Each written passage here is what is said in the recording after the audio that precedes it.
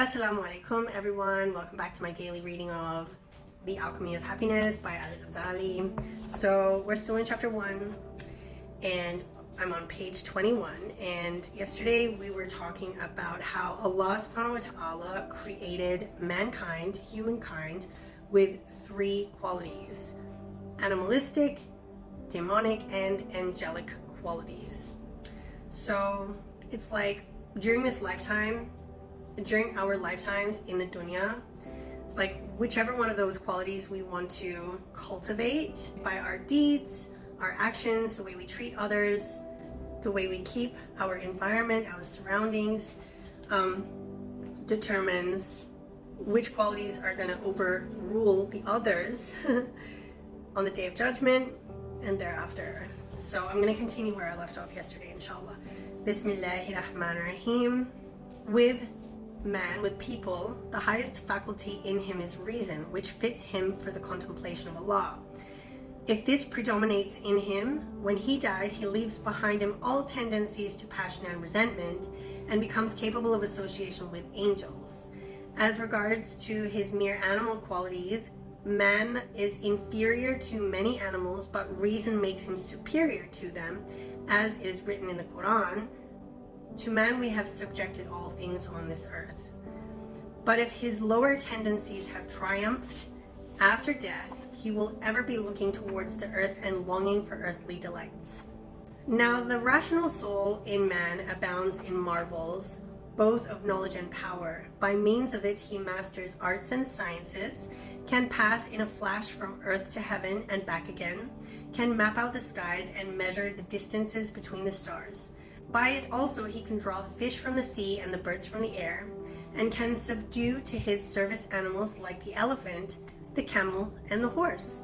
His 5 senses are like 5 doors opening on the external world. But more wonderful than this, his heart has a window which opens on the unseen world of the spirits.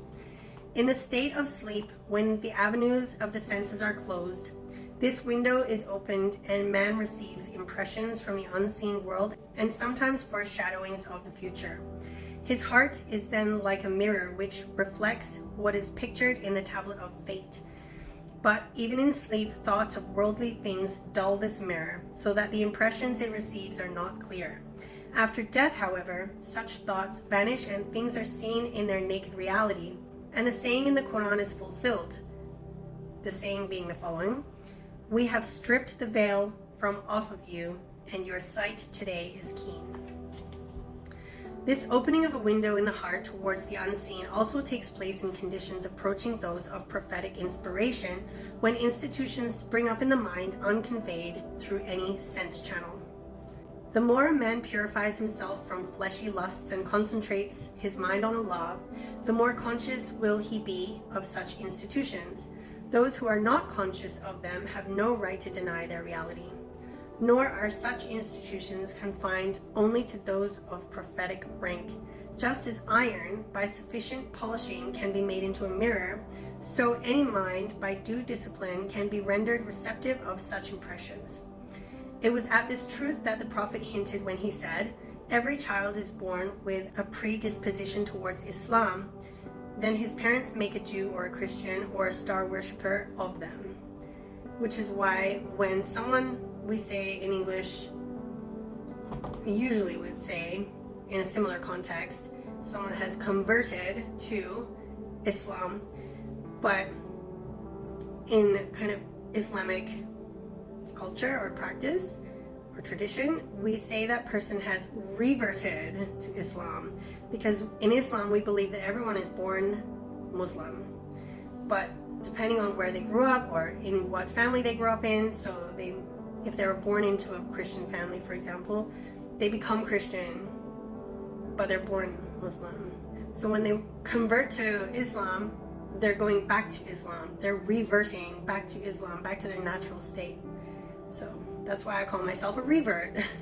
Every human being has in the depths of his consciousness heard the question, "Am I not your Lord?" and answered yes to that question.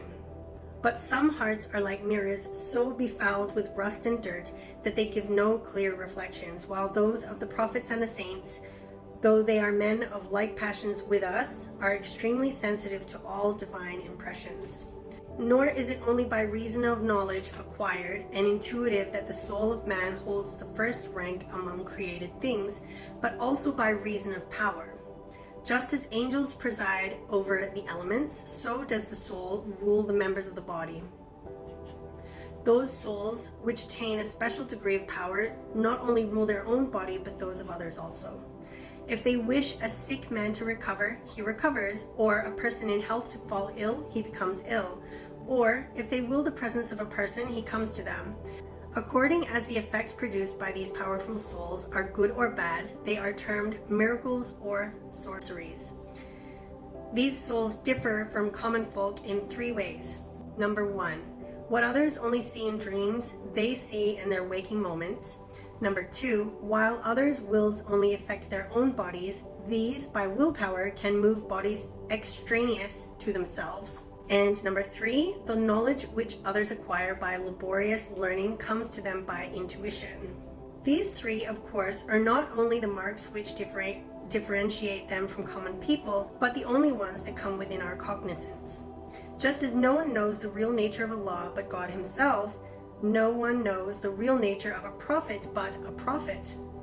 Nor is this to be wondered at, as in everyday matters we see that it is impossible to explain the charm of poetry to one whose ear is insusceptible of cadence and rhythm, or the glories of color to one who is stone blind. Besides mere incapacity, there are other hindrances to the attainment of spiritual truth. And we are going to look into those tomorrow as I will continue reading from this book for you, inshaAllah. Stay blessed.